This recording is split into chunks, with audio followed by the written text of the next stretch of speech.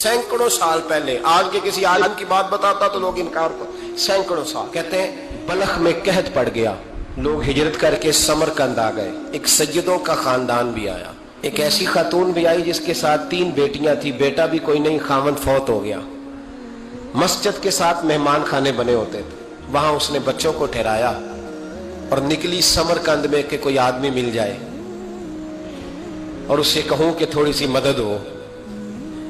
وہ چلتے چلتی ایک سیٹھ کے پاس، رئیس کے پاس پہنچی۔ جن لوگوں کے پاس دولت آتی ہے نا، وہ کئی دفعہ سخت جملے کہنے لگتے ہیں جو اللہ کو پسند نہیں آتے۔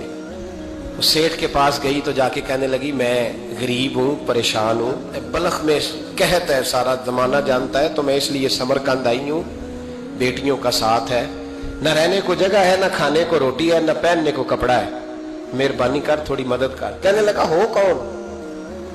تو اس سیدزادی نے کان آگے کر کے، ہاں کسی پہ بھی حالات سخت آ سکتے ہیں، اللہ سے ڈرنا چاہیے، کان آگے کر کے نہ کہنے لگی میں سیدزادی اور یہاں میرا اپنا کوئی نہیں، مہربانی کر۔ تو وہ سیٹھ صاحب، چودھری صاحب کہنے لگے مجھے کیسے پتا چلے گا تو سید ہے؟ تو سیدزادی نے اپنا پلو کھولا اور اپنے آنسو دونوں آنکھوں سے صاف کیے تو کہنے لگی اللہ تیرا بھلا کرے، میں ثابت نہیں کر سکتی کہ میں حضور کا خاندان، میرے پاس کوئی دلیل نہیں، میں نہیں بتا سکتی، چل ٹھیک ہے، چلی گئی۔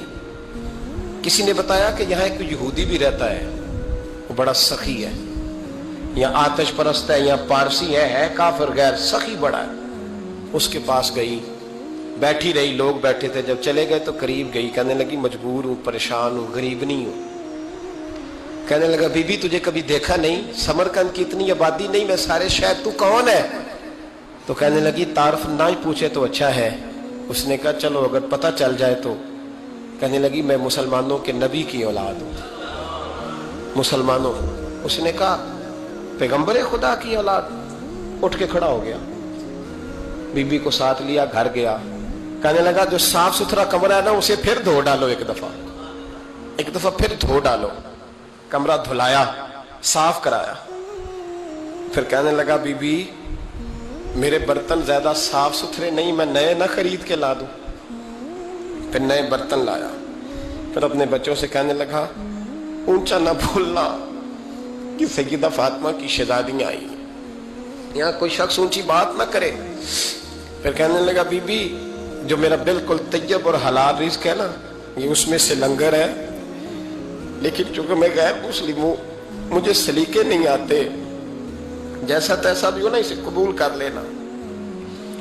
خاتون کو کہنے لگا یہ گھر ہے، جب تک جی چاہے یہاں رہنا، اور دیکھنا ہو سکے تو رات اپنے نبی سے سفارش کرنا، میرا بھی کوئی مسئلہ، میری بھی کوئی قبولیت کہیں ہو جائے۔ وہ مسلمان کہلانے والا رات کو سویا، کہتے جنت سجی ہوئی ہے، لوگ جنت میں جا رہے ہیں، لائنیں لگی ہوئی ہیں، نبی پاک لوگوں کو جنت میں بھیج رہے ہیں۔ میں بھی دوڑ کے لائن میں لگ گیا، فرشتے نے میرا بازو پکڑا، کہا پیچھے ہٹ۔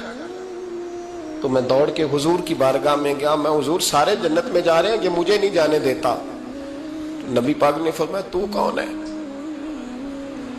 کہ یا رسول اللہ میں مسلمان ہوں۔ کہتے حضور مجھ سے فرمانے لگے کوئی دلیل ہے تیرے پاس؟ دلیل ہے کوئی تیرے پاس؟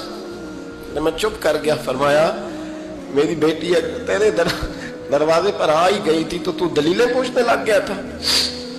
ہم جا دوڑ جا۔ سویرے آنکھ کھلی تو گلیوں میں ڈھونڈتا پھرتا ہے، تلاش کرتا پھرتا ہے، کونے کونے میں جاتا ہے وہ سادات کا گھرانہ کہاں گیا۔ ڈھونڈتے ڈھونڈتے اس غیر مسلم کے دروازے پہ جا کے پہچان لیا تو کہنے لگا خدا کا واسطہ جو تو نے نوکری کی ہے نا ان کی مجھ سے 11 گنا لے لے، یہ سادات کا گھر مجھے دے دے۔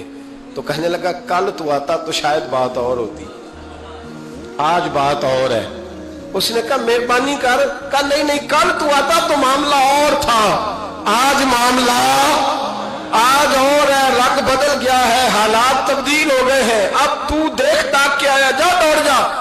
کہنے لگا نہیں مہربانی کر، دے دے، تو غیر مسلم میں تیرا کیا تعلق؟ کہنے لگا چپ کر، غیر مسلم میں کل تک تھا، کل سے سجدوں سے پیار کیا ہے تو میرے حالات سنور گئے ہیں، وہ جو نظارے تو نے رات خواب میں دیکھے ہیں میں نے جاگتی آنکھوں سے دیکھے ہیں، میں نے جاگتی آنکھوں سے.